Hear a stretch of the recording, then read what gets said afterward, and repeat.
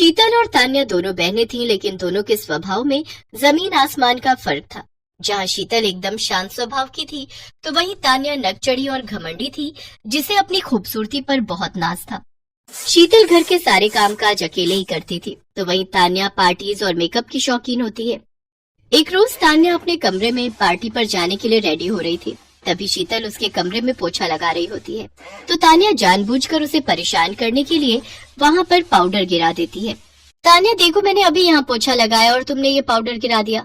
मैं जानती हूँ ये तुमने जानबूझकर किया है। रुक, अभी बताती हूँ तुझे। मुझसे ऊंची आवाज में बात करेगी?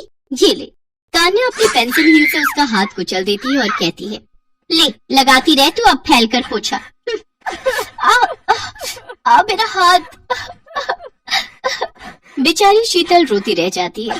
तभी माया उसे आवाज देती है, शीतल, शीतल, कहाँ मर गई? अरे अभी तक पोछा नहीं लगा क्या? देख, रसोई में बर्तनों का ढेर लगा है, उसे भी धो ले।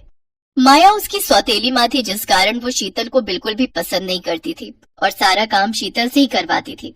देखते ही देखते समय बीता और माया ने दोनों लड़कियों के लिए रिश्ते देखना शुरू कर दिए। जहाँ वो शीतल के लिए गरीब घर का लड़का देखती है, तो वहीं वो अपनी सगी बेटी का रिश्ता एक बड़े घर में तय कर देती है। ये देख तान्या शीतल से कहती है, शीतल, मुझे तो तेरी फूटी किस्मत पर बड़ा ही रोना आ रहा है। पहले तेरी माँ तुझे छोड़कर चली गई, सारी उम्र मेरी उतरन पहनकर बड़ी हुई, और अब गरीब ससुराल में तेरी शादी। एक मुझे देख, सुंदर शक्ल, और अब अमीर ससुराल। मैंने तो शादी से पहले भी ऐश की जिंदगी जी और अब अमीर घर में जाकर भी जीऊंगी। पता है, वहाँ ढेर सारे नौकर हैं, मुझे तो वहाँ पर भी कुछ काम नहीं करना पड़ेगा। ये तो किस्मत की बात है तान्या। मैं तो चाहती हूँ कि तुम आगे भी खुश रहो मेरी बहन। कुछ ही दिनों में दोनों की शादी हो जाती है। शादी के बाद गृह प्रवेश के दौरान तान्या की सास निर्मला उसका स्वागत बड़े ही सिंपल तरीके से करती है, क्योंकि वो बहुत ही कंजूस थी। आओ बहू, अब इस कलश को पैर से गिराकर अंदर आ जाओ। तो वहीं दूसरी तरफ शीतल की सास शांति फूल बिछाकर और हाथों में पूजा की थाली लिए अपनी बहू का स्वागत करती है। आओ बहू, इस कलश को गिराकर अंदर आओ और इन फूलों पर चलकर अपने कमरे तक जाओ। हम गरीबों की औकात गुलाब के फूल खरीदने की तो नहीं है, इसलिए मैंने ये गेंदे के फूल ही बिछा दिए।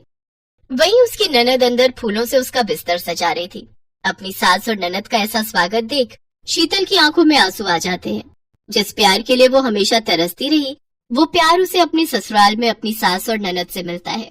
अगली सुबह शीतल जल्दी उठती है, तो उसकी सास उसे कहती है, बहू, तू इतनी जल्दी क्यों उठ गई? हमारे यहाँ सब आराम से उठते हैं, जा तू भी जाकर सो जा। तो वहीं दूसरी तरफ तान्या अपने ससुराल में सो रही होती है, तो उसकी सास उर्मिला उसे आवाज लगाकर कहती है, तान्या बहू, उठ जा, सुबह के 5 बज गए हैं।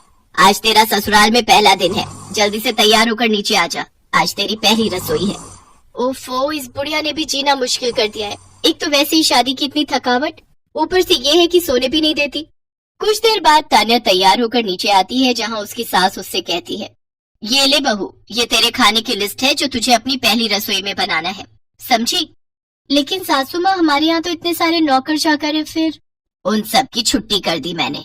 अब तू आ गई है तो क्यों मैं उन सबको पैसे दूं? हाँ, हे भगवान, ये मैं कहाँ फंस गई।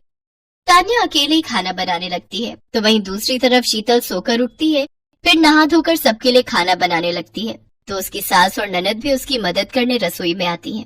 माँ जी, आप दोनों क्यों तकलीफ करती हैं? मैं हूँ ना, मैं सब संभाल लूंगी। नहीं नहीं, हम भी तो आपके साथ मदद करेंगे। फिर वो तीनों खुशी खुशी बातें करते हुए खाना बनाती हैं। शीतल अपने गरीब ससुराल में भी बहुत खुश थी। वहीं दूसरी तरफ अमीर बहू होकर भी तान्या खुश नहीं थी। उसकी सास हमेशा उसके पीछे ही पड़ी रहती थी। तान्या बहू, तू कब सुधरेगी? तूने फिर से बर्तन धोने का साबुन गलने के लिए छोड़ दिया। अरे कुछ तो बचत करना सीख।